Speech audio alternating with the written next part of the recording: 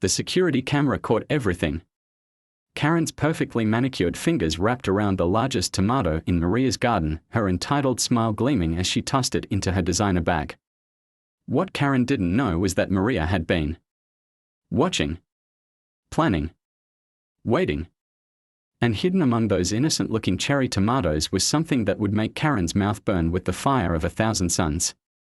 The ghost pepper looked so harmless, so perfectly red and ripe. Karen's eyes locked onto it like a predator spotting prey. She reached out, plucked it from the vine, and bit down hard. The scream that followed would echo through the neighborhood. For days, Maria had been kneeling in the dirt, her weathered hands carefully tending to the seedlings she'd nursed from tiny green shoots into the vibrant vegetable paradise that now flourished in her backyard. The morning sun painted golden streaks across the neat rows of tomatoes, peppers, and herbs that had taken her 3 years to perfect. She was pulling weeds when she heard the gate creak. "Morning, Maria." Karen's voice carried that particular tone, sickeningly sweet on the surface, but with an edge that made Maria's skin crawl. "Your garden looks absolutely divine today." Maria looked up from her work, dirt still caked under her fingernails. Karen stood at the fence line, her platinum blonde hair pulled back in a perfect ponytail, wearing a crisp white tennis outfit that probably cost more than Maria's monthly grocery budget.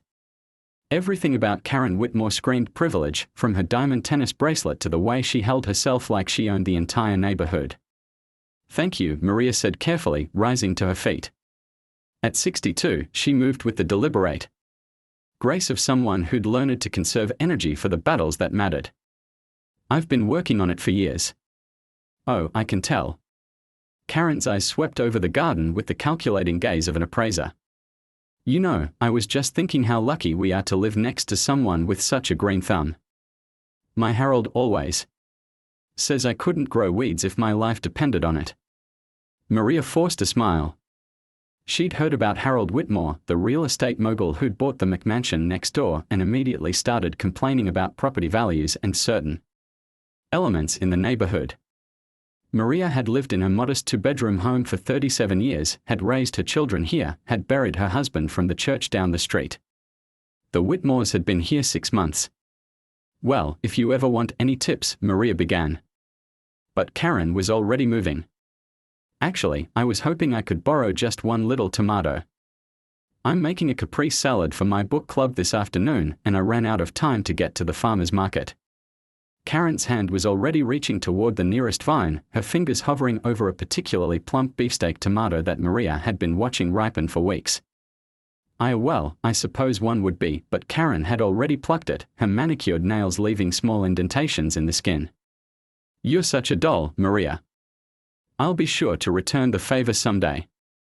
The gate clicked shut behind her, and Maria stood alone in her garden, staring at the empty space where her prized tomato had been.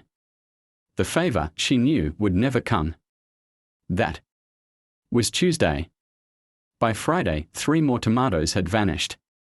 Maria tried to give her neighbor the benefit of the doubt. Perhaps Karen had genuinely forgotten to ask. Perhaps she'd intended to mention it later. But as the weeks passed, the thefts became bolder, more frequent. A handful of cherry tomatoes here, a cucumber there.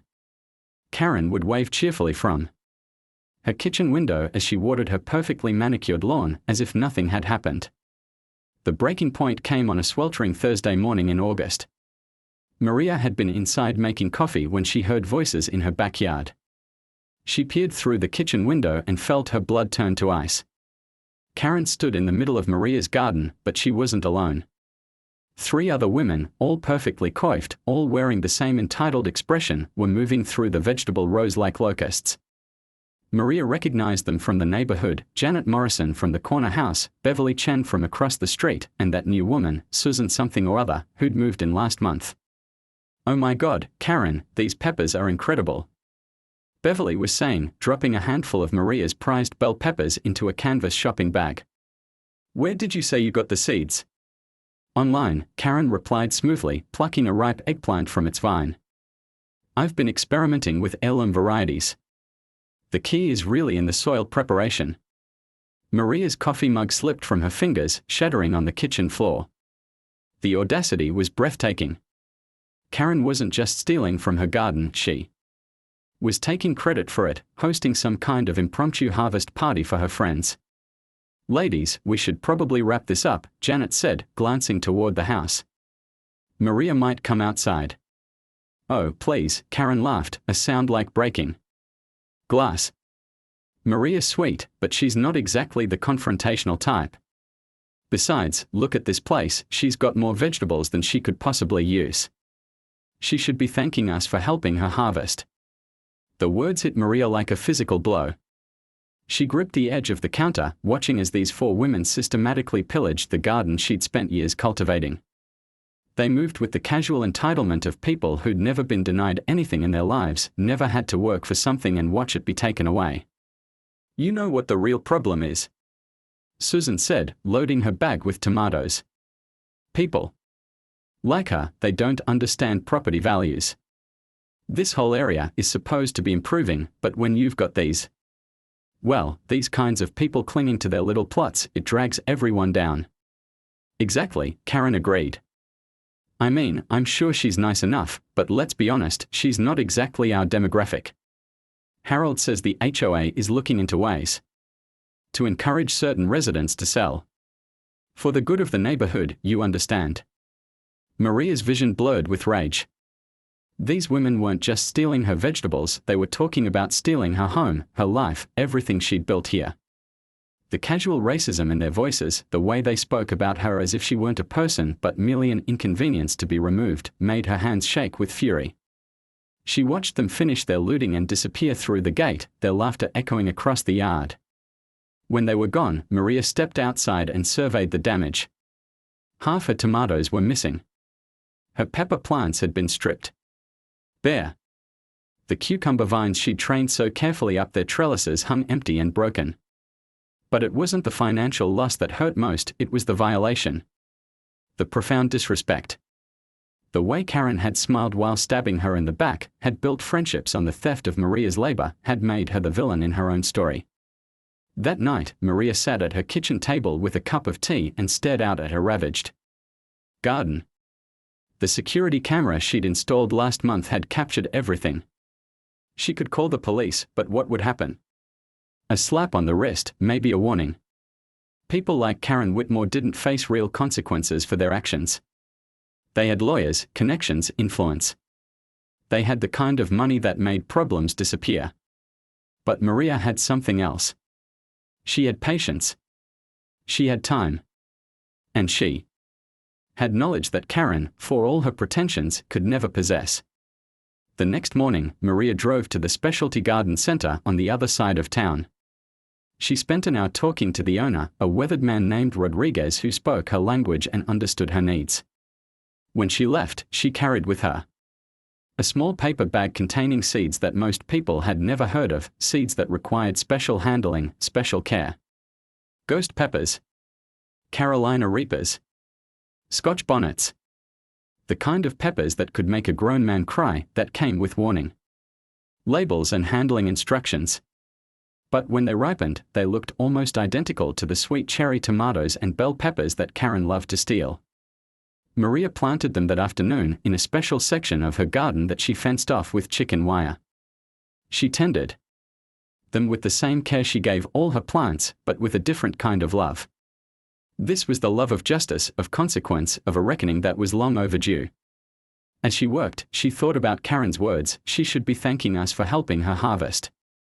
Well, Maria thought, her weathered hands gentle on the dangerous seedlings, she would have her chance to show proper gratitude soon enough. The plants grew quickly in the late summer heat, their innocent-looking fruits swelling and ripening with each passing day. Maria watched them with the patience of someone who understood that the best revenge, like the best gardens, took time to mature. 3 weeks later, the first of the ghost peppers turned red. Maria stood in her garden that morning, looking at the deceptively innocent fruit, and smiled for the first time since the theft had begun. Karen Whitmore thought she could take whatever she wanted without consequence. She was about to learn how wrong she was. The trap was set. Now all Maria had to do was wait for Karen to spring it herself. Because if there was one thing Maria knew for certain, it was that Karen Whitmore couldn't resist low-hanging fruit. And the ghost peppers, nestled among the legitimate vegetables like wolves in sheep's clothing, were hanging lower than ever before. The morning sun painted the garden in gold, Karen Whitmore had always believed that life was a buffet and she deserved the best portions. As she strolled through Maria's garden that Friday morning, her designer canvas bag slung casually over her shoulder, she felt the familiar thrill of taking what she wanted. The Mexican woman was so pathetically eager to please, always smiling and nodding like a grateful servant. It was almost too easy. "These tomatoes are getting so ripe," Karen called out, her voice dripping with false appreciation. "You really outdid yourself this year, Maria." Maria stood near the garden hose, her weathered face unreadable in the morning light. "The peppers are particularly good this season," she said quietly. "Very flavorful." Karen's attention shifted to the pepper plants, heavy with fruit in various stages of ripeness. Red ones, yellow ones, green ones, a rainbow of fresh produce that would look perfect in her Instagram posts. She had a book club meeting this afternoon, and nothing impressed the other wives like fresh, homegrown vegetables. "Mind if I take a few for my famous stuffed peppers?" Karen asked, though she was already reaching for the nearest plant. Her fingers closed around a particularly beautiful red pepper, small and perfectly formed. It looked like a cherry tomato, but the plant structure suggested it was something more exotic. "Of course," Maria replied, her voice steady. "That's a special variety. Very intense flavor." Karen barely listened. She was already imagining the compliments she'd receive, the way the other women would ask for her gardening secrets. Let them wonder how she'd managed to grow such perfect produce. The truth was irrelevant when the results looked so impressive. The pepper was warm from the morning sun, its skin taut and glossy. Karen brought it to her nose and inhaled. It smelled fresh, earthy, with a hint of sweetness that made her mouth water. Without hesitation, she bit into it. The first second was perfect. The pepper was crisp, juicy, with a complex flavor that started almost fruity. Karen's eyes closed in appreciation. This was exactly the kind of gourmet ingredient that would set her apart from the other wives, who had to settle for store-bought vegetables. Then the heat hit. It started as a tingle on her tongue, barely noticeable. Karen chewed thoughtfully, savoring what she assumed was a unique but mild pepper. She was already reaching for another when the tingle became a burn. "This is quite spicy," she said, her voice slightly strained. The burning sensation was spreading across her tongue, more intense than anything she'd experienced. "What kind of pepper is this?" Maria's expression hadn't changed, but something flickered in her dark eyes. "Ghost pepper," she said simply. "Butchalokia. About 400 times hotter than jalapeno." Karen's hand froze halfway to her mouth. The words didn't register immediately, her brain was too busy processing the escalating fire that was consuming her tongue, her throat, her entire mouth. The burn wasn't just heat, it was pain, pure and absolute, spreading through her sinuses and making her eyes water. "What?" Karen's voice came out as a croak. The pepper she'd been reaching for dropped from her nerveless fingers. 400 times, the pain exploded across her palate like napalm. Karen's eyes widened in horror as she realized what was happening. The burning wasn't subsiding, it was intensifying, spreading down her throat in waves of agony that made her gag. She could feel it in her sinuses, behind her eyes, in places she didn't know could burn. "Water," she gasped, stumbling toward the garden hose. "I need water." "Water won't help," Maria said calmly, making no move to assist. "It actually makes it worse. Milk might help. Or ice cream. But probably not much." Karen grabbed the hose anyway, desperate for any relief. The cold water hit her burning mouth and the pain exploded tenfold. She screamed, a sound that echoed across the quiet neighborhood, and stumbled backward, the hose spraying wildly. "You poisoned me!" she shrieked, her voice barely recognizable through the pain and the swelling that was already beginning in her throat. "You tried to kill me." "I offered you my garden," Maria replied, her voice maddeningly calm. "You chose what to take." The pain was unlike anything Karen had ever experienced. It wasn't just burning, it was consuming, overwhelming every other sensation. Tears streamed down her face, not from emotion but from the chemical reaction ravaging her system. Her nose ran uncontrollably. Her throat felt like it was closing. She staggered toward the gate, her designer bag forgotten, vegetables scattered across the ground. Every breath was agony. The burning spread to her lips, her cheeks, anywhere the pepper had touched. She could feel blisters forming on her tongue. "Harold!" she screamed as she stumbled across her perfectly manicured lawn. "Harold, call 911. But Harold was at the golf course, as he was every Friday morning, and the massive house felt empty and echoing as Karen crashed through the back door.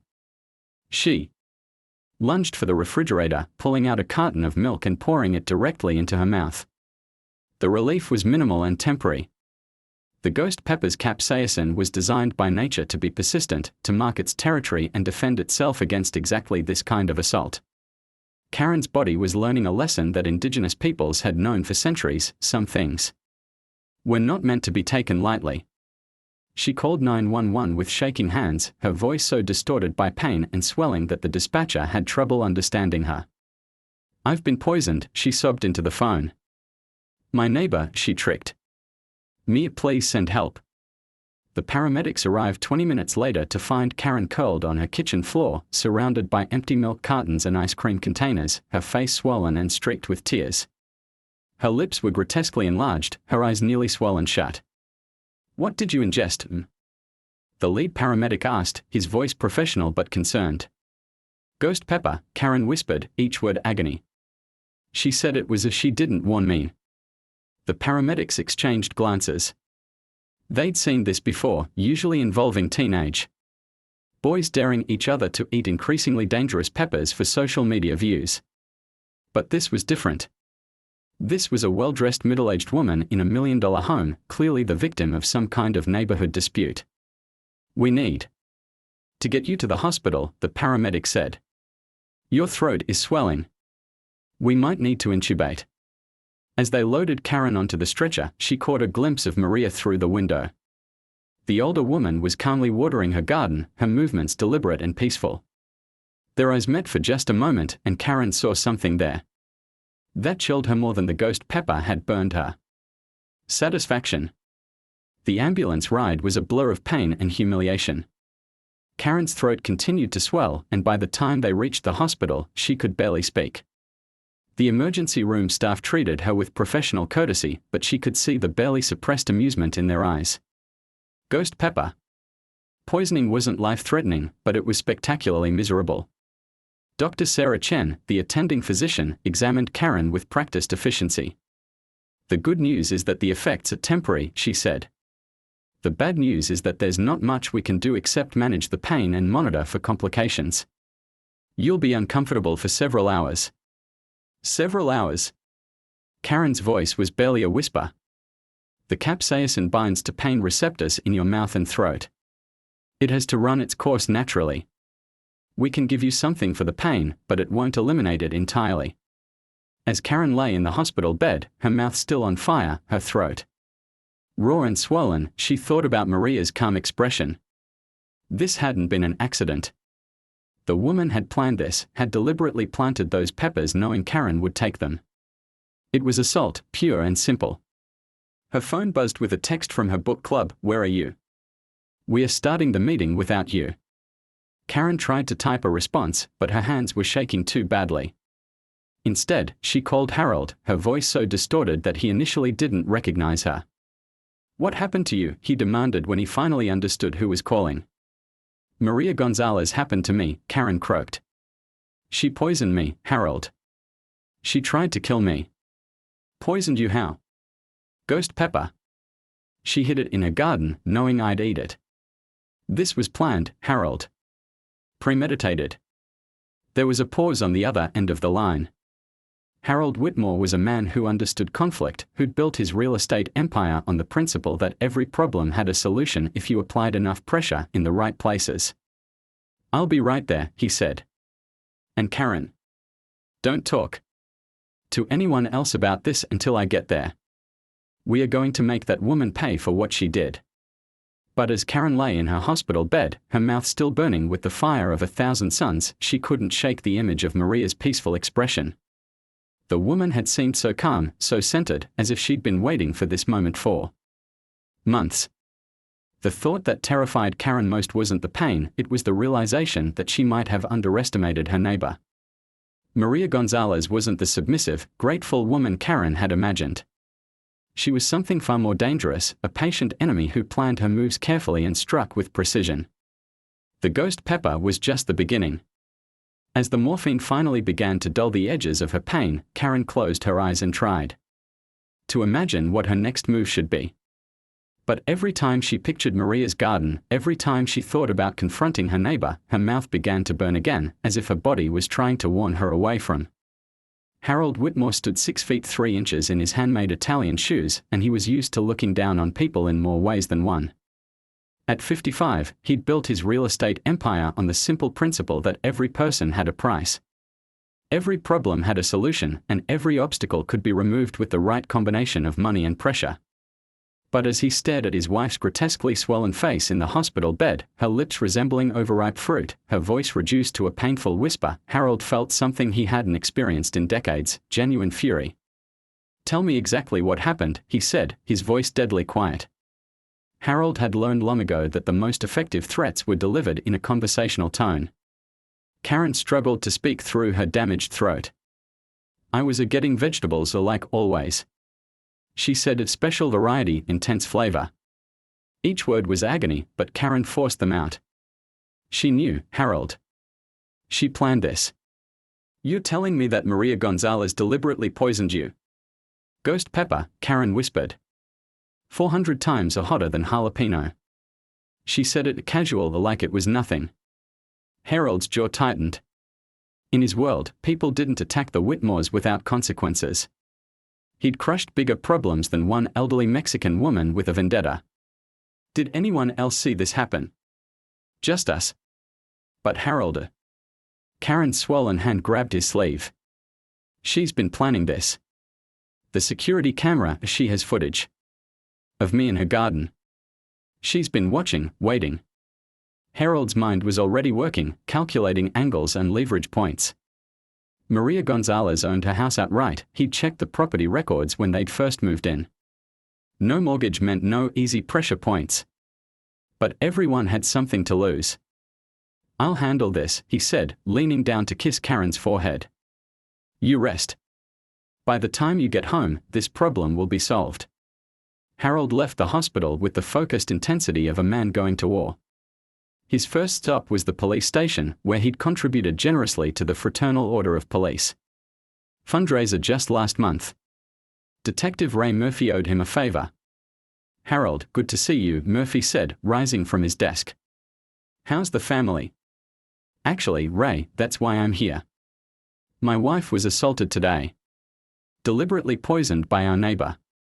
Murphy's expression grew serious. "Poisoned? That's a serious charge. What happened?" Harold laid out the story with the precision of a closing argument. Maria Gonzalez had deliberately planted dangerous peppers in her garden, knowing Karen would eat them. It was premeditated assault, possibly attempted murder. "The thing is," Murphy said carefully, "if your wife was taking vegetables from the neighbor's garden without permission." "She had permission," Harold interrupted smoothly. "They had an arrangement." Maria encouraged Karen to help herself to the produce. "This was a trap, Ray. The woman lured my wife into a garden and then poisoned her." Murphy made notes, but Harold could see the skepticism in his eyes. "I'll need to interview both parties. Get statements." "Of course. But Ray, I need you to understand something. My wife is in the hospital. Her throat is so swollen she can barely speak. This woman turned her garden into a weapon." After leaving the police station, Harold drove directly to Maria's house. The modest home looked even smaller next to his sprawling McMansion, its neat yard and well-maintained exterior a stark contrast to the wealth displayed next door. He found Maria in her garden, calmly harvesting tomatoes as if nothing had happened.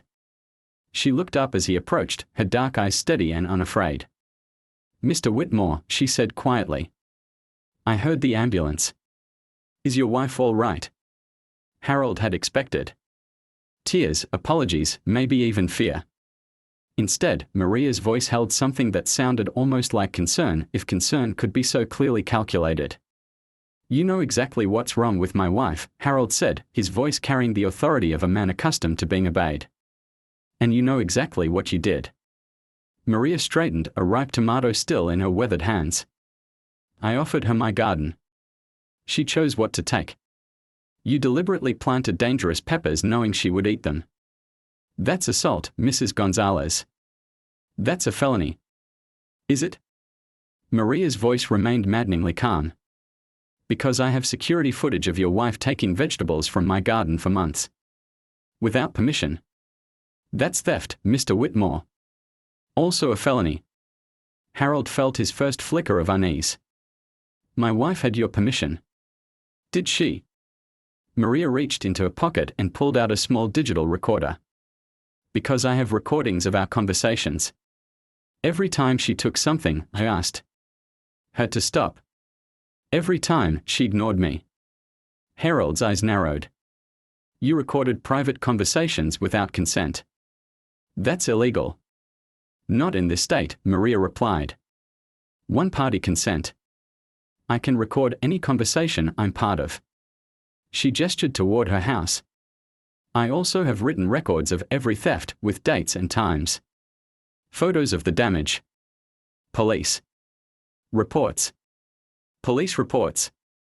I filed them every week for 2 months. Officer Martinez was very understanding. He said to document everything, build a case.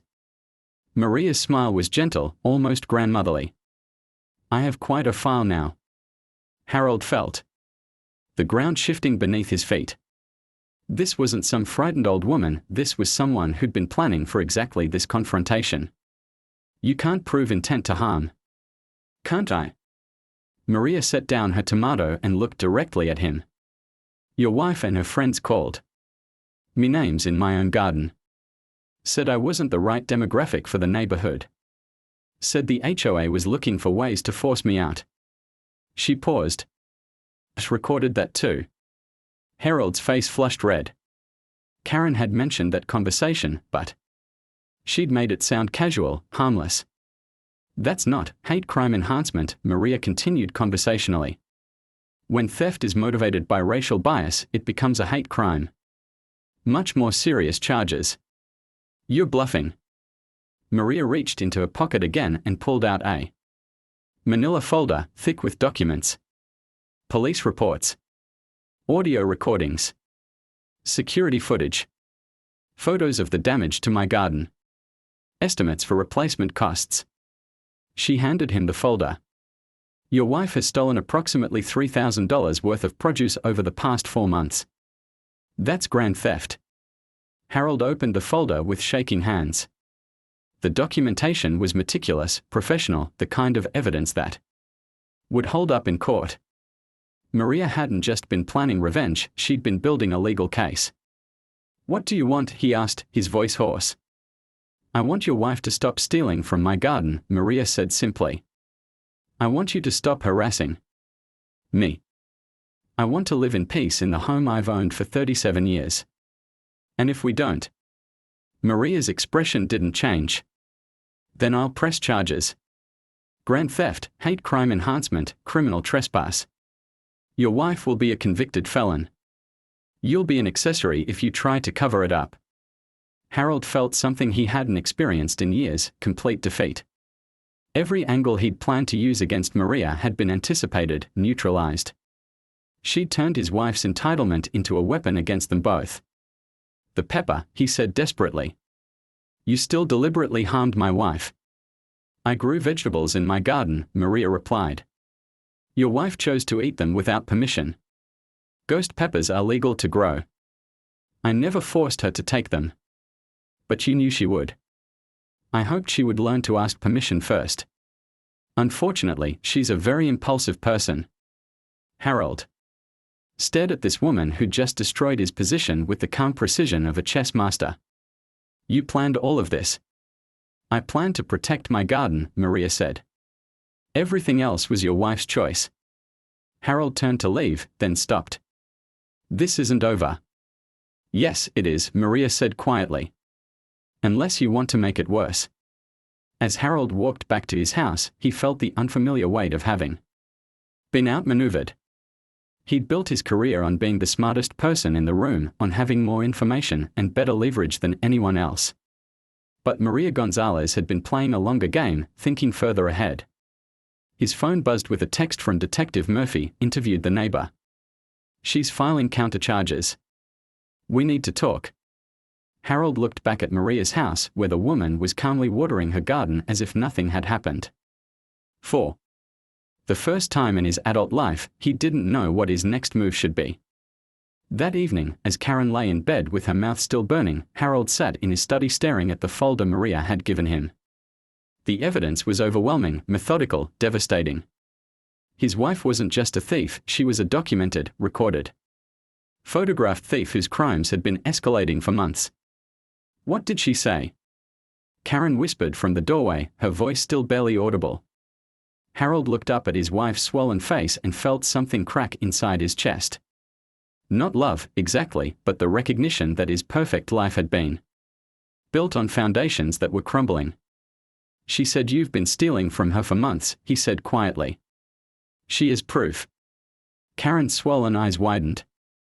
But I thought she always seemed so grateful. She was building a case, Karen. The whole time, she was building a case.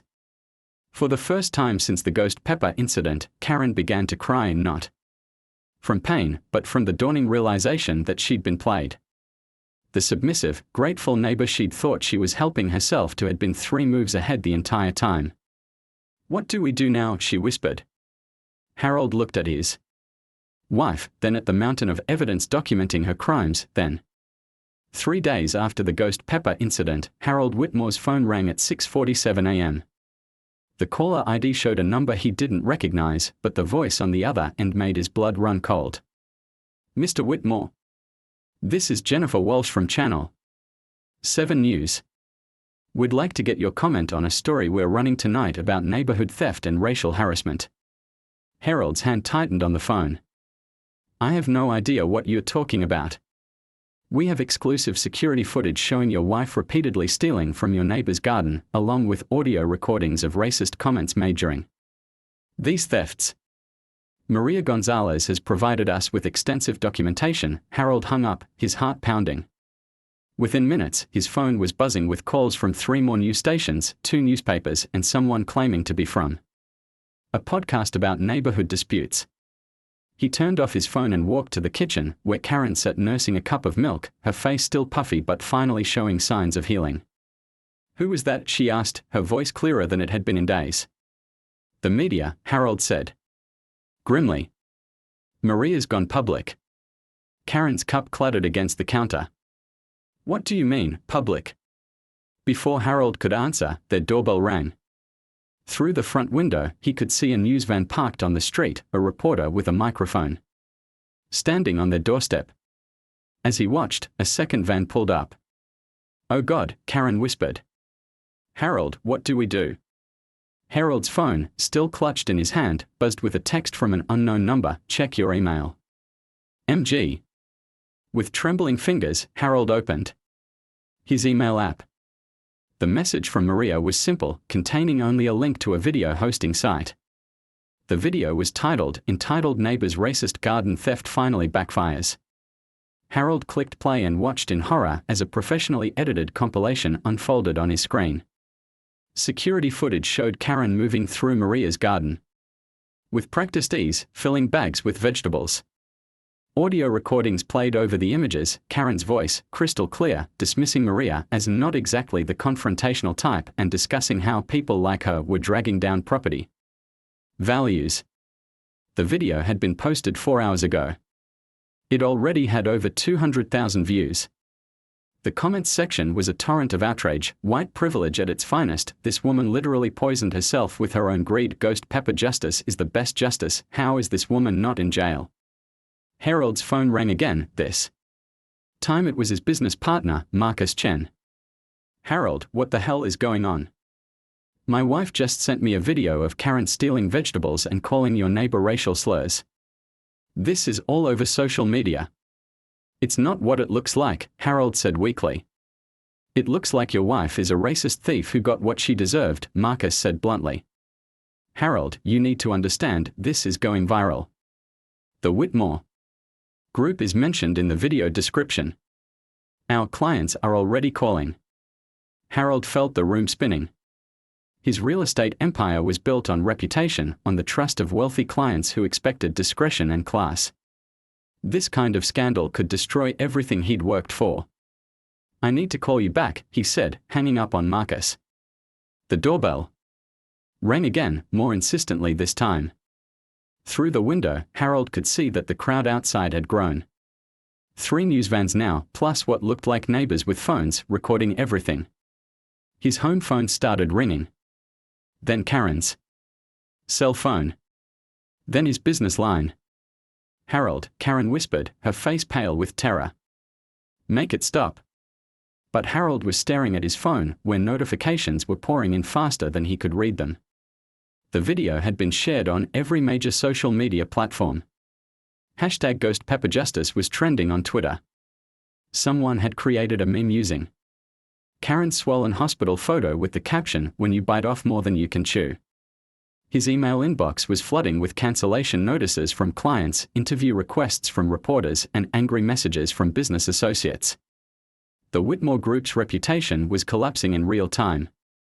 Harold walked to the back window and looked out at Maria's house. She was in her garden again, calmly tending her plants as if she didn't hear the chaos erupting next door. As he watched, she looked up and their eyes met through the glass. She didn't smile, didn't gloat. She simply nodded once, then returned to her work. The message was clear: this is what happens when you underestimate me. Harold's phone buzzed with a call from Detective Murphy. With shaking hands, he answered. Harold, I need you and your wife to come in for questioning. The district attorney's office is reviewing the evidence Mrs. Gonzalez provided. There's talk of formal charges. What kind of charges? Grand theft, criminal trespass, and the DA is considering hate crime enhancements based on the recorded statements. Murphy's voice was apologetic but firm. And Harold, you might want to get a lawyer. The media attention is putting pressure on everyone to handle this by the book. After hanging up, Harold slumped against the kitchen counter. Everything was unraveling with terrifying speed. The police, the media, his business, his reputation. Maria had orchestrated a perfect storm that was destroying his life from every possible angle. The HOA emergency meeting is tonight, Karen said quietly, reading from her phone. They are discussing our conduct violations and potential sanctions. Harold looked at her with exhaustion. Even their homeowners association was turning against them. Maria had been thorough, she'd made sure their humiliation would be complete and public. How did she do this? Karen whispered. How did she know exactly what would hurt us most? Harold thought about that question as he watched the crowd outside grow larger. A food truck had appeared, selling tacos to the growing number of spectators. Someone had set up a folding chair on the sidewalk. This was becoming a neighborhood event. The answer, he realized, was that Maria hadn't just been documenting Karen's thefts. She'd been studying them, learning their weaknesses, understanding exactly how their world worked. She'd identified the pressure points that would cause maximum damage: their reputation, their business relationships, their social standing. And she'd waited until she had enough ammunition to destroy them completely. At 3 p.m., Harold's lawyer called with the news he'd been dreading. The DA is moving forward with charges. They want to make an example out of this case. The viral video has created too much public pressure to ignore. What are we looking at? If convicted, felony grand theft, criminal trespass, and with the hate crime enhancement, Karen could be looking at 2 to 5 years in prison. Harold closed his eyes. And if we plead? Maybe probation, community service, restitution. But Harold, you need to understand, your wife will be a convicted felon. That follows you forever. As evening approached, Harold found himself standing in his backyard, staring at Maria's garden. The vegetables looked the same as always, innocent, peaceful, perfectly tended. But now he knew the truth. Every plant, every pepper, every carefully cultivated row had been part of a larger strategy. Maria had turned her garden into a weapon. Not just the ghost peppers, but the entire space. It had been bait, a trap designed to expose Karen's true nature and document her crimes. The old woman had played them like amateur poker players sitting down with a professional. The security lights came on in Maria's yard, and Harold saw her figure moving among the plants. She was harvesting vegetables by lamplight, filling a basket with tomatoes and peppers. As he watched, she paused and looked directly at him. This time, she did smile. Harold felt a chill that had nothing to do with the evening air. In that smile, he saw something that terrified him more than the charges, more than the media circus, more than the collapse of his business. He saw a woman who wasn't finished. Maria Gonzalez had spent months planning their destruction, and everything that had happened so far, the ghost pepper, the viral video, the criminal charges, was just the opening movement of a larger symphony. She had more moves to make, more pieces to play. And Harold had no idea what was coming next. As he turned away from the window, his phone buzzed with one final notification of the day. It was an email from the city planning department informing him that a formal complaint had been filed regarding unpermitted construction on his property. Harold looked around his backyard, at the elaborate outdoor kitchen he'd built without permits, at the fence that exceeded height restrictions, at the deck that violated setback requirements. All violations that the city typically ignored in neighborhoods like this, where money and connections made problems disappear. But now someone had filed a complaint. Someone who knew exactly which regulations he'd violated and had the documentation to prove it. Someone who had been watching, planning, and preparing for this moment for much longer than he'd realized. Harold Whitmore had thought he was dealing with a simple neighbor dispute. Instead, he'd walked into a trap set by a master strategist who had been playing a game he didn't even know existed. And Maria Gonzalez was just getting started.